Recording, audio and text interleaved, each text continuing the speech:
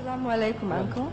I just wanted to know, in terms of the verse that you quoted about inviting all to the ways of Allah with wisdom and beautiful preaching, what role do women play, or how did the Prophet's wives conduct themselves in terms of giving dawah? What are the guidelines, and how are a woman involved? Yes. What is the lady's role? Wallah, so far in our lives, we Muslims are fighting with one hand. Every other nation fights with both hands. We fight only with one hand. We need them. We need our sisters and our daughters and our mothers to do the job. And you can do a better job than what we are doing. Your neighbors. Call the ladies to your house for a cup of tea. Any excuse. The birthday of the child. Today is a big night for us. Any excuse. Call them for your tea and kusistas, for your tea and your bhajiyas. Call them.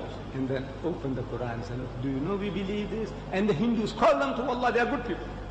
Individually, there are fantastic people. There are humble people. The herd instinct is different. See, when you rouse the people, one guy can take the whole thing off the track. One guy can. That's what they did, one guy. In the time of our Nabi, one guy did the job. Damage. When our Nabi is commanded to preach, he invites the leaders of the Quraysh for dinner.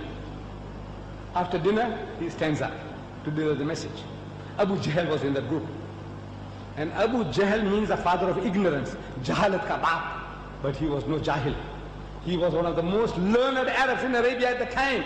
Out of the only half a dozen people in the whole of Arabia who could read and write, he was one of those. Abu Jahl.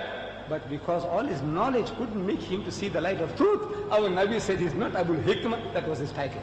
Father of wisdom. Hikmah. Our Nabi said he's not Abu Hikmah, he's Abu Jahl. So that nickname got stuck onto him. But he was no Abu Jahl. He was no Jahil.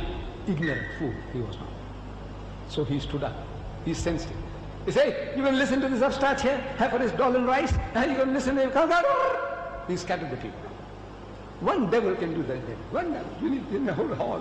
One guy say, you're going to listen to this old nonsense, this old man. The nature of man, amazing.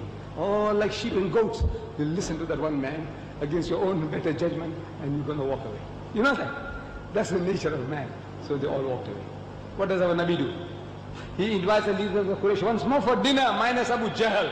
I said, why is it that sunnah nobody remembers? Nobody talks about that sunnah. Do you know that? Talk about Dari. Yes, alhamdulillah. About miswak. I use it. I use it. I use it. I'm 78 years old. Can you see? I use it. I believe in all that. But talk about miswak. Talk about Dari. Talk about... Masha. Nobody's talking about inviting the guy home for dinner. For lunch. That's the first sunnah of the Prophet was that. He invited the Quraysh for dinner and he failed. Another time again for dinner. Why is it that you can't remember that sunnah? It's going to cost you something. That's why the beard costs you nothing. I got it so I can tell you what you give a beard. If you got one size, why do you make it standard size? What does it cost me? Namaz podo. Come for salat. What does it cost me? I was the Mawli Imam, I got to do my job. So I call you, come for salat. Come for salat. Cost me nothing. But if I invite people, after you invite people for meals, then I'm put in a situation where I have to invite, I have to also do that. So that's going to cost me something. So rather not talk about that. Talk about easy, dadi rakho. You got one, mashallah, make it standard size, my son. Alhamdulillah.